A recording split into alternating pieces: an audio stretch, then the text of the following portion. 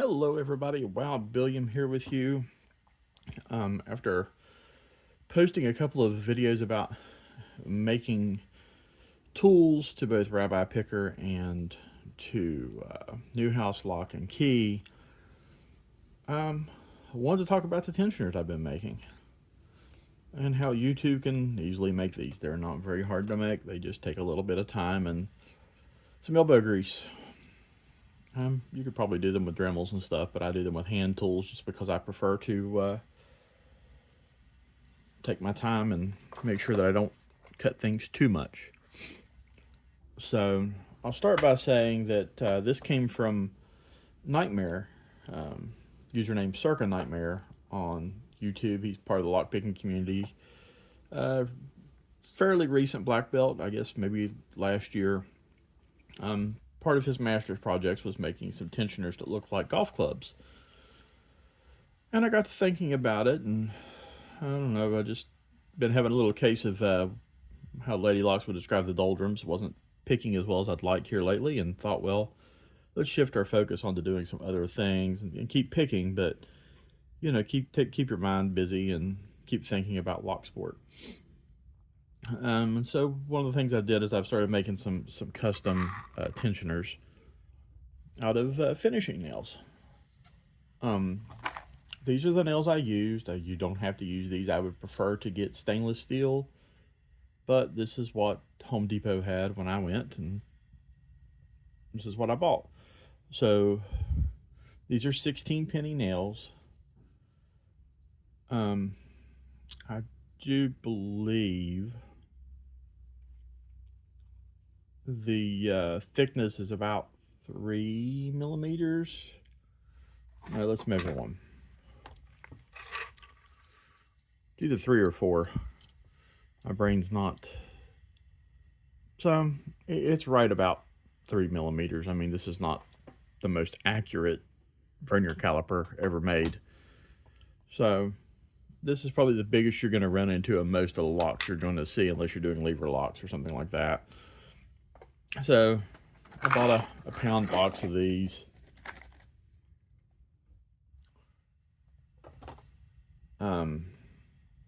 For, I don't know, less than $10, I think. So about 88 nails. I mean, there's one that's not pictured here that's out and has been cut on, but you can see how many others I've got left to go if I want to make more.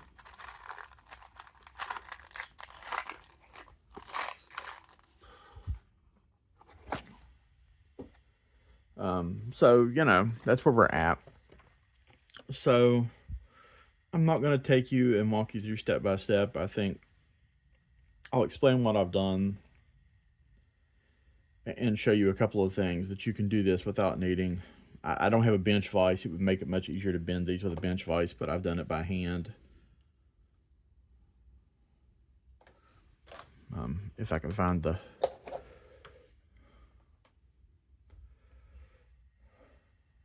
right set of needle nose pliers that I used,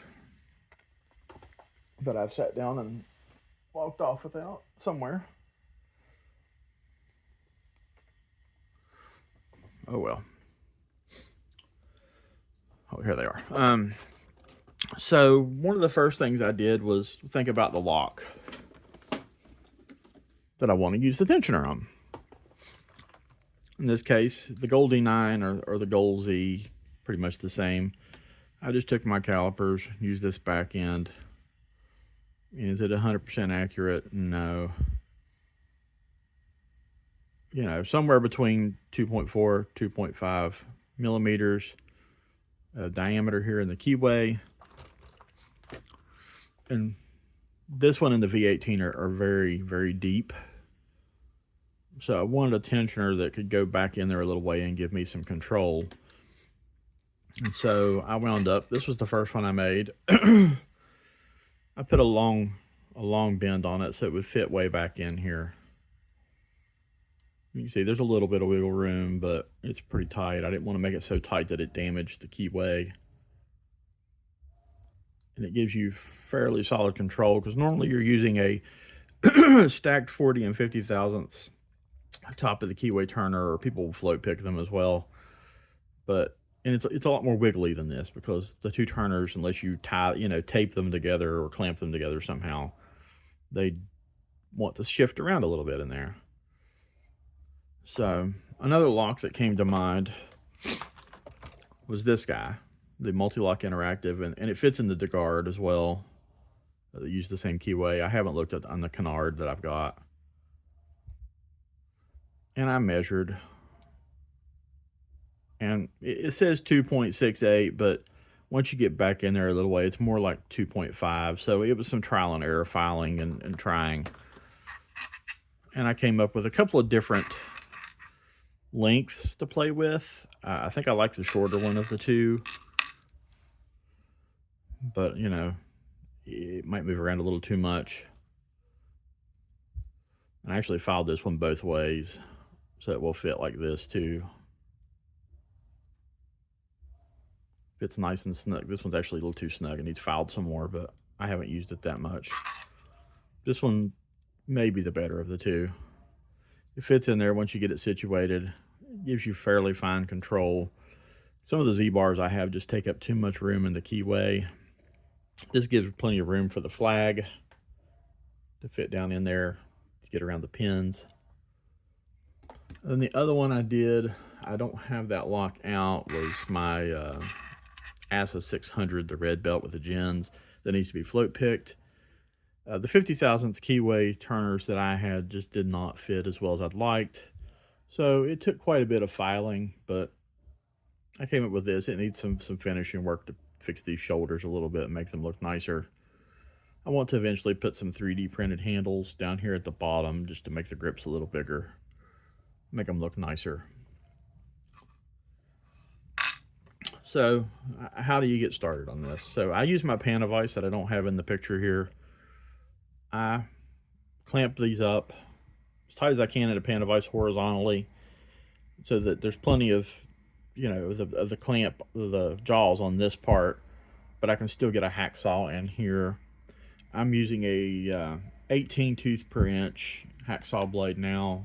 Had to buy some new ones, and then I am just sawing the tip off just a little past the tip here, so that you get something more like this.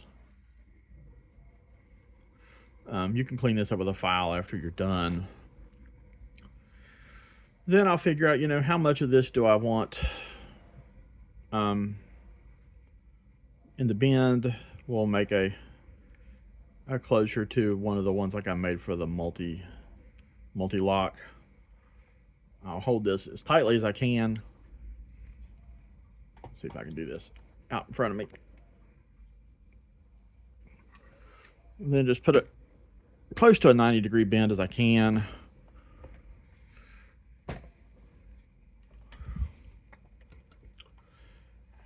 takes a little bit of muscle. Like I said, a bench vise would be so much easier to do this with.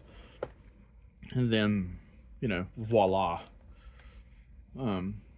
So because I don't have the pan of ice over here, it's got brass dust from a cutaway I'm making all over it. I don't want it over here around my locks. I'll just kind of show you how I get started. But this is more for the multi-lock. A lot of times I'll put them in the pan of ice, clamp them nice and tightly, as horizontal as you can. Then I just go like this with either this file or a bastard file would probably be a little better. I don't have one over here at hand for the video.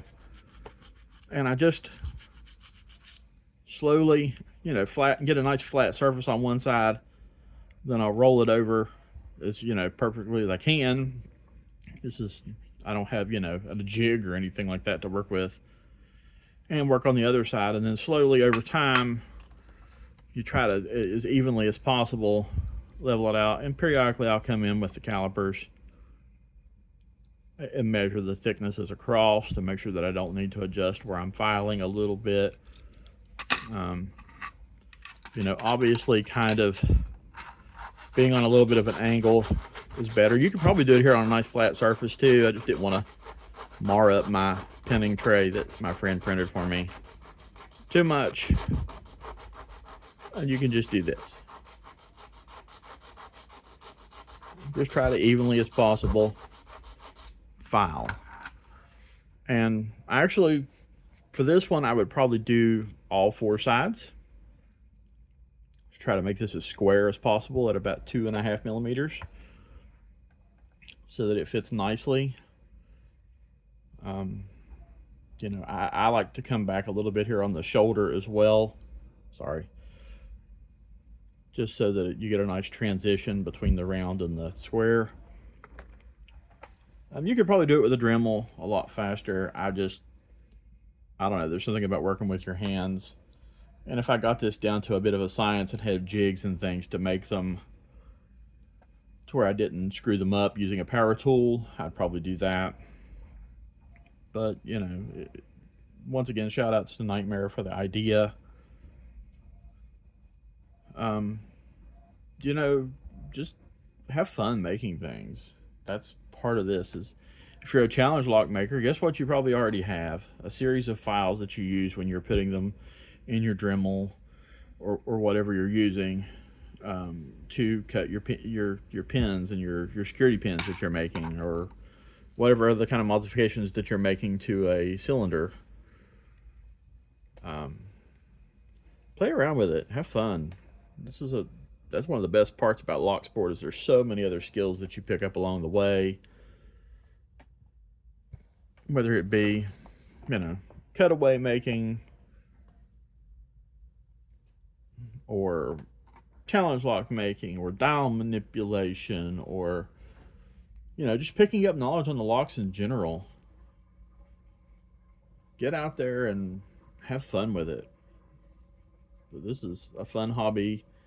You know, even tool making. You know, this is still a rough work in process, but inspired by Cloud the Great, I think. I'll link him in the comments. I'm probably having a brain fart at the moment. Butter pick. I'm trying to make more of a CABA, or ACAB rather, profile. I went to a Catholic church thrift store, and I probably got a dozen different butter knives. I've even got a steak knife, a really nice steak knife that I got all of them together for like $5 or $6. That are great materials. I'm just waiting to get an actual bench grinder to do some of the work, because it's just easier to do on a heavier duty machine than it is a Dremel to get started, to get bulk material off. Get out there and have fun. This is a blast. I've enjoyed this as much as I have picking the locks, I believe. Hope you all have a fantastic week. And if I don't talk to you online on Discord or on Reddit, happy picking. Peace out.